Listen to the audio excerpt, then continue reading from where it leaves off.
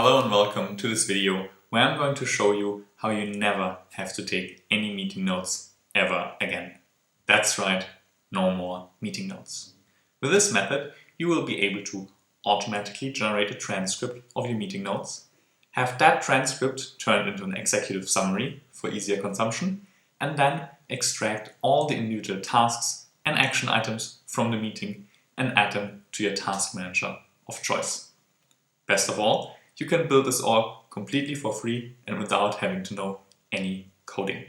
Now, if you don't want to build any of this yourself, you can even go into the description and download the free template that has everything you need to get started right out of the box, or you can follow along in this video for step-by-step instructions to understand how this method works and then, build it yourself. Down below, you will also find timestamps to jump around and a few more extra resources on Notion and automations. And with this out of the way, let's jump right in and figure out how to never take meeting notes ever again. First things first, we need a place to store the meeting, transcript, and the tasks from that meeting. Now, in this example, of course, I'm using Notion, but you could actually swap it out for pretty much any other database-based tool, so Airtable works just as fine as an example. And the backend that we're going to use for this will be very simple. All we need are two databases, one for the meeting itself and a separate one for tasks. Also, remember, if you don't want to build any of this yourself, check out the free template in the video description. So I'm going to create a quick database for my meetings, and then I'm going to do a second one for my meeting tasks, and then quickly just set them up. We can leave this with just a name and then with our executive summary that we're going to generate. Plus then for the tasks, of course, we need to have something to check whether they're done. So very, very basic task management setup, plus the relation to the meetings to then check or to see from which meeting they came. So let's do this and then this. Okay, and that's everything we need in Notion. Now we have a place to store the meeting, the summary, the transcript will be in the page itself, plus the tasks that we extract from that meeting. So I'm just going to quickly remove the empty entries in here, and then we're ready to move on to step 2, transcribing our meeting. Now, there are a variety of tools out there that allow you to create transcripts of your meetings. And the beauty of this system and method is that you can pretty much use any of them. The most important thing is that at the end, you get a text document. So you can download the transcript somehow as a text document.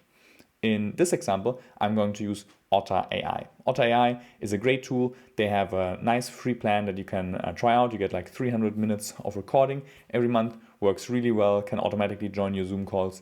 It's just overall a really great tool with high accuracy. The one drawback that it has is that on the free plan, you can't automatically save your recordings outside of Otter. So you need to go manually in and download the transcripts. So on the free plan, this is like the one manual step that you need to do. But if you upgrade for their business plan, you could automatically save them to Dropbox or to Google Drive, which we will do in the next step. But for this example, we will do it manually. But yeah, it works super simple. Once you are logged in, you can simply click on record or like have it join a Zoom meeting, right? And all it will do, it will listen to you. And as you can see here on the screen, it will transcribe what you do in real time and turn it into this text document. It also can recognize speakers. So if you have several people talking, it will recognize that. It will try to guess like the different points based on the breaks in the voice. And you can see works really, really well. Now I have already a sample one, so we can stop this and don't need to use that. Instead, we're going to use this sample recording, right? Where I just said, yeah, this is a sample recording. Oops. Also replace. And we have a few actions in there that we need to do, and we can use to test our automation. Now, if you use Otter, you can download the sample of your transcript by going on the 3 dots here and then clicking on export, and then you get the options here. Text is perfect. You can name it in a specific way if you want to, but you don't have to. And yeah, then you get a text document. And with that, we're ready for the next step. Once you got your meeting transcript in text form, you can simply create a new folder in your Google Drive. Dropbox works just the same, should be a cloud storage ideally. And you can then simply upload that recording as text, and then we are ready to build the actual automation. The tool we're using to build the automation is Make. And if you haven't heard of Make, it's an awesome tool that will help you with no code, build automations, connect your apps, and build really, really powerful workflows. I really like this automation tool, mostly because their free plan is amazing. It's one of the few free plans where you can build multi-step automations. So all of this is possible for free. Plus, even if you switch later to the paid plans for a bit more power and a bit more operations, it's still a super affordable solution. So go ahead and create your Make account. Link for that is in the video description. And once you've done that, you can click anywhere on a new scenario button on the home screen or in wherever it brings you. And this will open up this interface where we can start building our actual automation. Now, our goal for this automation will be to get the transcript that we just created into the automation, then send it over to OpenAI, an AI protocol that we're using to summarize the meeting notes, and then take both the summary and extract the individual action items from it and send all of that to Notion. So how do we do that? First off, we need to get a transcript in. And we do that by clicking on this big purple button and then looking for the app that we want to connect, which in this case is Google Drive. That's where our meeting notes are. We pick it and then we get to pick a specific action. In this case, we want to watch files in a folder, which means whenever we drop any meeting transcript into this folder in the future, this automation will run. This opens up our context menu. If you've never used Make or Google Drive with Make, you will have to authenticate quickly. So you need to add a new connection here. This will bring you through an onboarding workflow where you just quickly authorize Make to access your G Drive. And then what we want to do is we want to watch files probably by created time. That means if there are any changes to them later, we don't run them again. The drive is our drive, and then we will choose the folder where we just dropped our transcript. And for me, that's business automations and then automated meeting notes. We want to watch all files, and then for the limit, this basically dictates how many meeting transcripts this scenario will process at a time, right? So you want to set it to whatever amount it is that you would usually drop into the folder in a day or whatever occurrence you want to schedule this automation, right? If you run this automation once a day and you typically have 3 to 4 meeting notes, set the limit to 5 to make sure that all of them are processed. But for this example, we only need 1, so we can leave it at 2. Okay, so now we will watch files in this folder and we will right-click this module and say run this module only to see whether it works and it actually pulls in some information. And we can click on the bubble and we see, okay, what did it find? It found in our drive, it found a file. Can we see the name somewhere? Probably, yes, here, name, sample, recording, text. Great. So this part already works. After we identified the file, we need to get it into the automation, which means we need to download it. And we can do that again with the Google Drive module, download a file, which again requires us to give a connection and then a file ID. And for the file ID, we can just use the file ID that we found from the previous step. So we click in here and it opens up all the stuff from the first step that we can now use for the next one. And we click on file ID, which means it will now start downloading this. Now, going forward, whenever we want to test our automation, we have 2 options. Either we can go back into the drive and duplicate or drop a new transcript in, because remember, we watch for new files that are added to it, or we can simply right-click here and say choose where to start and click on all, and that will mean it will also process things from before again, which just makes this a little bit easier.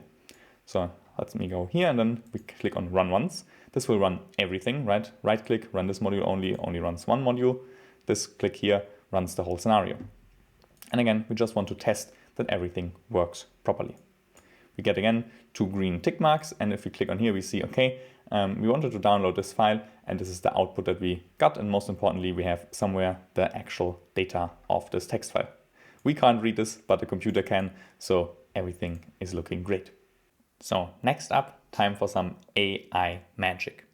Now the tool that we're going to use for this is called OpenAI, and they've developed a range of AI tools, among them DALL-E, right, like the famous text-to-image generator, but also something called GPT-3. And with GPT-3, we will be able to send our text, the transcript, to OpenAI and have it summarized. Now, the great thing about OpenAI is that it's free to create an account, and they give you a lot of free credits in the beginning, so you can summarize a ton of meetings. And even if you run out of your free credits and need to start paying for the service, it's super affordable. So it's just a really, really great option to get started with the power of AI.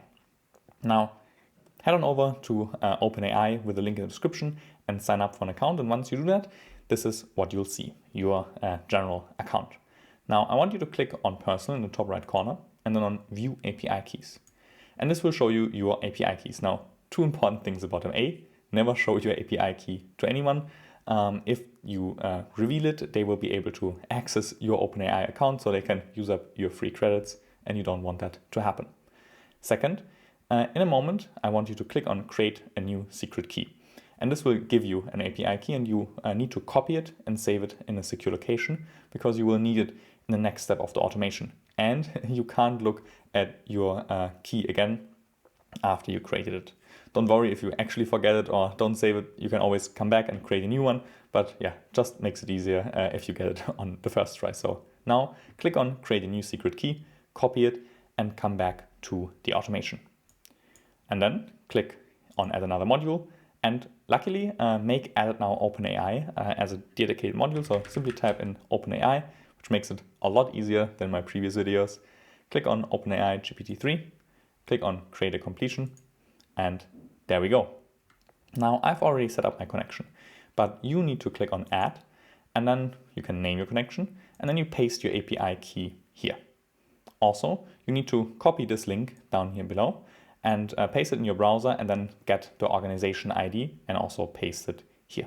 And once you've done it, just click on Save, and you will get your OpenAI account connected, and we can continue with setting up the rest of the steps here. The first thing we need to pick is the model, and that will basically dictate what sort of training data OpenAI is going to use. There are a lot of models, but the only thing you need to know for now is that you always want to pick the latest. At the time of the recording, that's Text DaVinci 003. Just do a quick Google search to see whether there's something newer. There's no real point to using any of the other models unless you know you've done some research and say, okay, I need this training data and this behavior, but usually the latest is simply the best. So we click on Text DaVinci 003, and then it's time for the prompt. And the prompt is the most important part whenever you interact with any of these new AI interfaces. It basically explains to the AI what you want it to do. And you can think of it a bit like explaining a task to a coworker or your assistant. In general, the more precise you are and the more details and help you give, the better the result is. In our case, for this example, we can get away with a pretty generic prompt. But I would encourage you, in particular if you need your meeting notes or the summary to look in a specific way, to experiment with this, add some specifics, right? Like, for example, you could ask it to add the 3 key takeaways at the very top of it, something like that. Really, the same way you would explain to your assistant how he or she should take the notes, do the same here. Now, in our example, we're going to use something fairly generic, as I already said. You're an expert personal assistant, you receive a meeting transcript, you will summarize the transcript. At the end of the summary, you will write action items and provide a comma-separated list of action items from the meeting transcript. And then the actual transcript. If you don't want to write this all down, instead copy it. In the link in the description, you also find the written blog post for this. So from there, you can just copy it quickly. And then we need to give OpenAI the specific transcript. So that's the data here, right? But we can't just put the data, that's just random numbers. So we need to first turn it into a string. We do that by clicking on A and then toString. And then we click in between the brackets, similar to an Excel formula, and we enter our argument, which is the data. That's that. And now we only need to tell OpenAI that that was the whole prompt and now it should start summarizing. So we write summary. So that's it for the example. But again, for example, the 3 key takeaways, you could just go in here and right now at the top, please give me the 3 key takeaways. Next up, max tokens. Tokens is how OpenAI calculates how expensive or like how complicated it was to generate a response. And tokens relate to the amount of words, right? So the longer your prompt is, or the longer the response that you want, the more tokens you need. Now, again, in this example, we have a fairly short meeting summary, but if you were to have meeting summary, like meeting transcripts that are several pages long, you would need to increase the max tokens significantly. In this case, I'm just going to use 200. That should be more than enough. But if you keep getting a response back from OpenAI that says too few tokens, up the limit a little bit. Next up, temperature. Temperature specifies how creative you want OpenAI to be with the answers. It's a value from 0 to 1, with 1 being the most chaos, the most creativity, and 0 being very, very literal to your prompt. Now, with something like meeting summaries, you want it to err on the side of being precise, right, and not introduce a lot of randomness. So I would recommend to keep it on the lower side, something like 0.3 or 0.25 works quite well. Top P you can leave empty, that's an alternative to define the temperature. And N tells OpenAI how many variations it should create. Again, for something like this, with a meeting summary, we only need 1 version, so we leave this empty.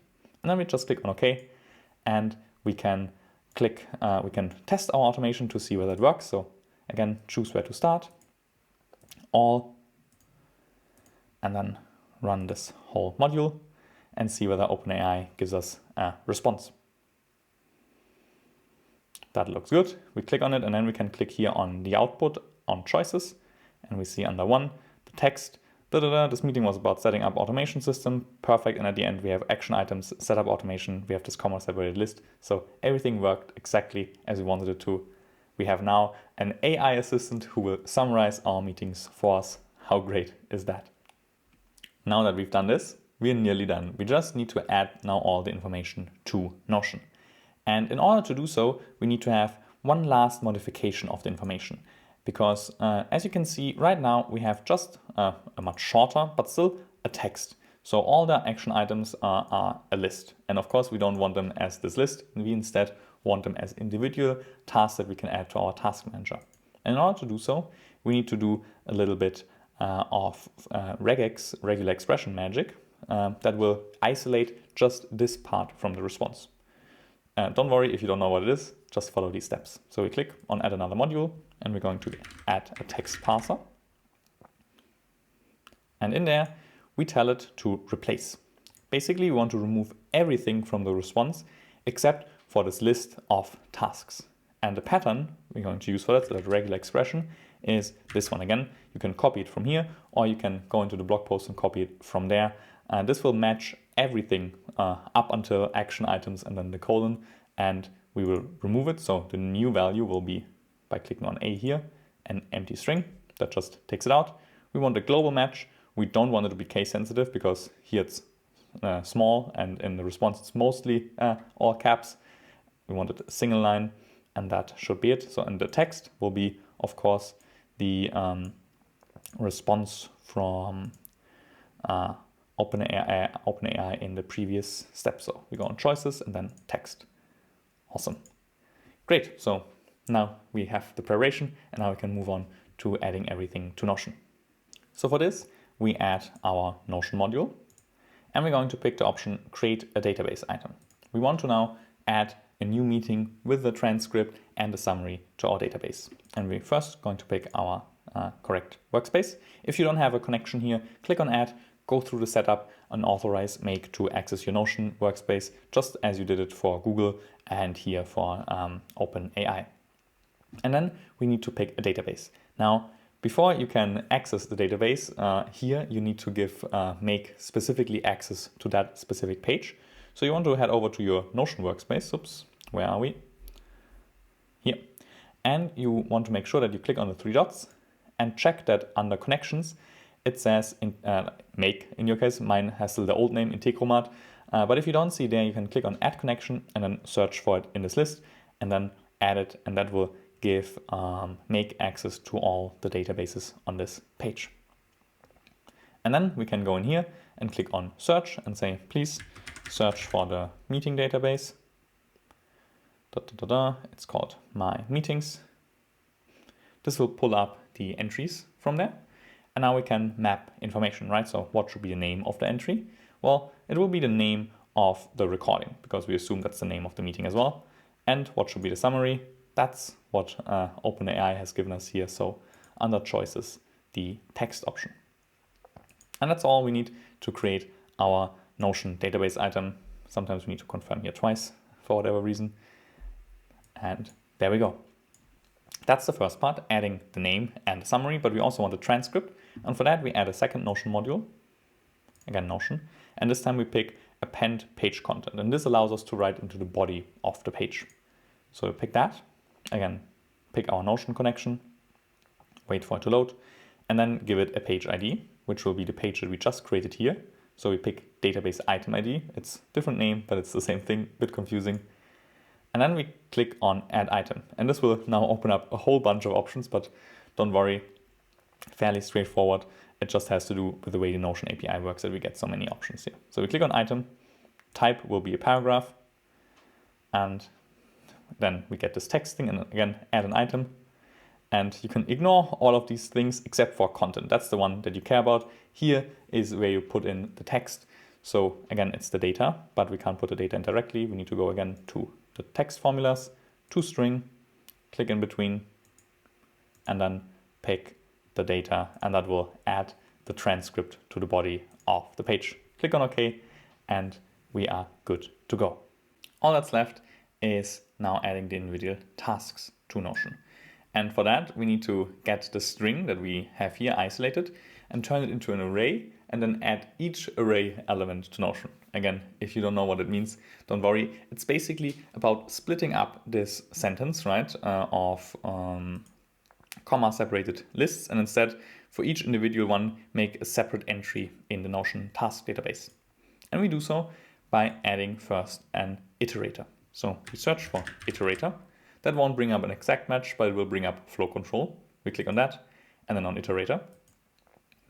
And then we need to give it an array. We don't have one yet, we only have a string. But with the split method, so we click on A again, and then on split, we can turn any string into an array. And we do that by telling it first, okay, what's the long part? And then where should it cut that into individual chunks? So first we need to give it a text, and the text will be whatever we create here, right? So this text is our input. We also see it if we hover over it, right? We need to give it a string, and then whatever the list is separated by, and then the comma. That's why I explicitly state in the prompt, please give me a comma separated list, not semicolons, not like hyphens. I want them separated by commas so that we can run this formula properly. Then click on OK. And then last but not least, add again a Notion module, create a database item, and this time search for the task one. So meeting.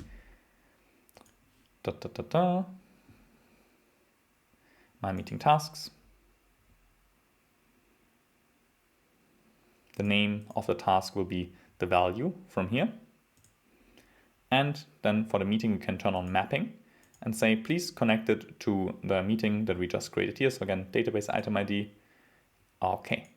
So what happens now is after it created the meeting itself and added the transcript to the body of the page, it will take this long list of comma separated action items and split it at a comma. So we'll take each individual element, and then it will, that's indicated by this arrow, right? It takes a long entry, and then for each of the individual entries, it will add that separately to Notion. So let's see whether we did it right.